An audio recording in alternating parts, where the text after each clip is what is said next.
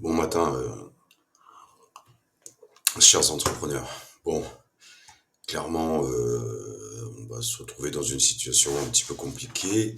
Enfin, en tout cas, ça va beaucoup parler dans les médias, etc., etc.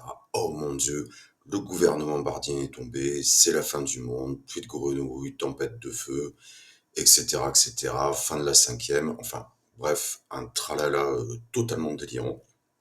euh, auquel je pense que si on est entrepreneur, il ne faut pas porter véritablement attention et surtout pas sortir de son couloir et de son sillon.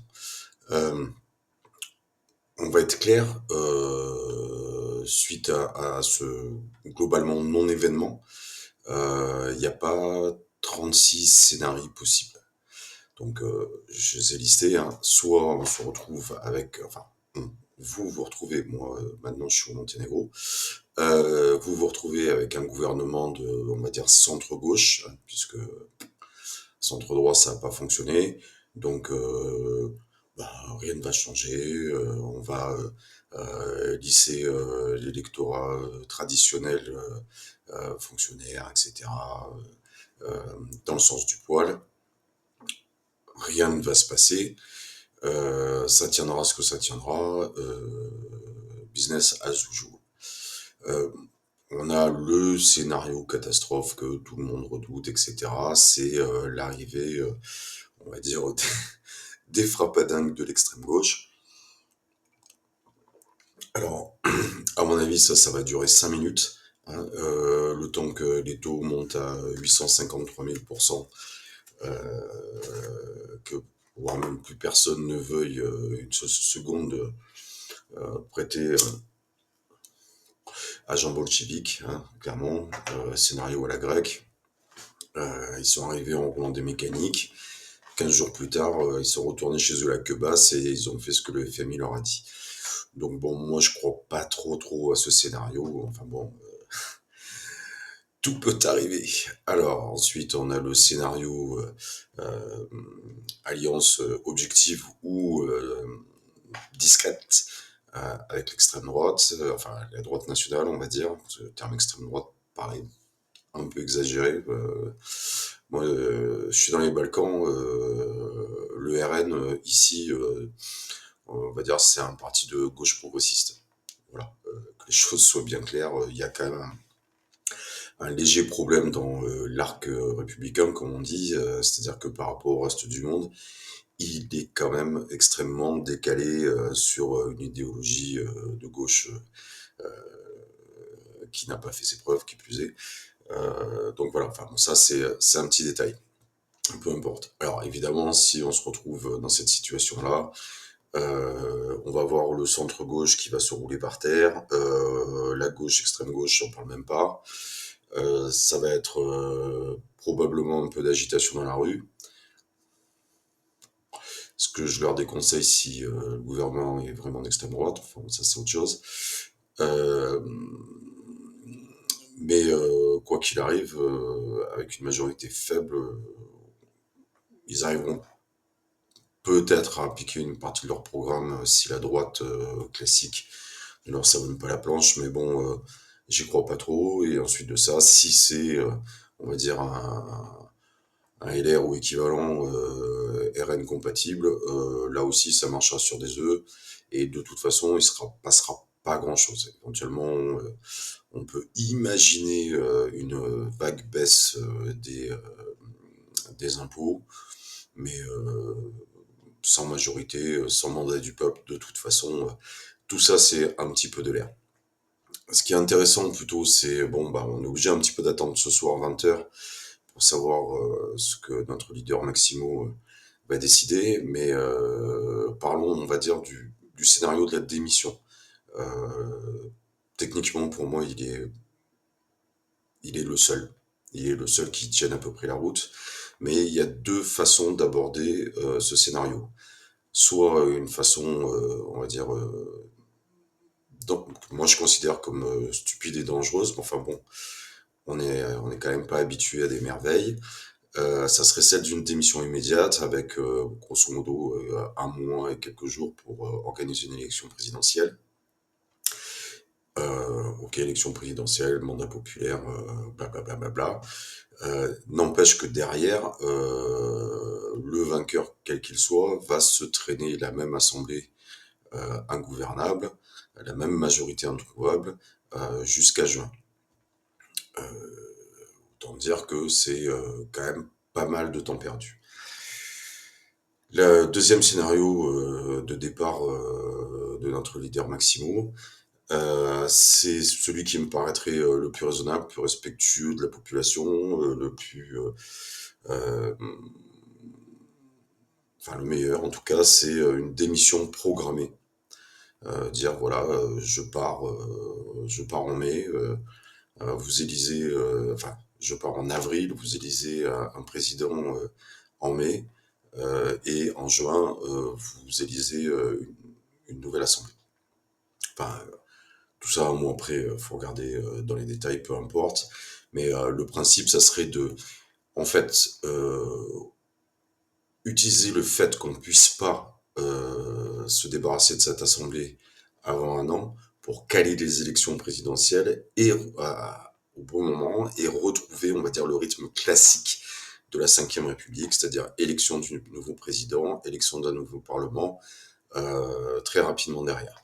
Voilà, c'est techniquement, moi, ça me paraît la meilleure solution parce que on peut dire ce qu'on veut, mais un pays de 70 millions d'habitants avec, bon, je veux dire, malgré tout, des responsabilités comme peut emporter la France, on ne peut pas s'amuser à se taper cette guignolade jusqu'à 2027. Ça n'est pas soutenable. Donc autant résoudre ça de façon intelligente, organisée, ça sera certainement mieux perçu par les marchés que de continuer un foutoir permanent de ce calibre. Voilà, donc à eux de prendre leurs responsabilités. Bon, on sait que c'est pas leur spécialité, hein, clairement. Et puis on verra bien ce qui se passe. Bon, ici c'est quand même plutôt une chaîne tournée économie, même si on s'amuse de la politique. Donc on va parler quand même aussi des conséquences économiques pour les entreprises françaises de, de, ce, de cette situation, pour être poli. C'est pas très compliqué, hein. La stratégie de survie des entreprises françaises depuis 50 ans, c'est de faire profil bas, zigzaguer entre les gouttes, en espérant qu'un jour, ça s'arrête de faire n'importe quoi au-dessus. Donc, je vois pas pourquoi les entreprises françaises auraient besoin de faire un changement de stratégie à ce niveau-là. Elles savent très bien qu'elles ont des élites qui malgré leurs beaux costumes, leurs paroles de communicants ont des résultats pitoyables et ils font globalement que des conneries. Survivre, c'est à la limite ne pas prêter attention à eux et tracer son chemin. Malgré tout, que les choses soient bien claires, vous n'êtes pas prêt de redevenir compétitif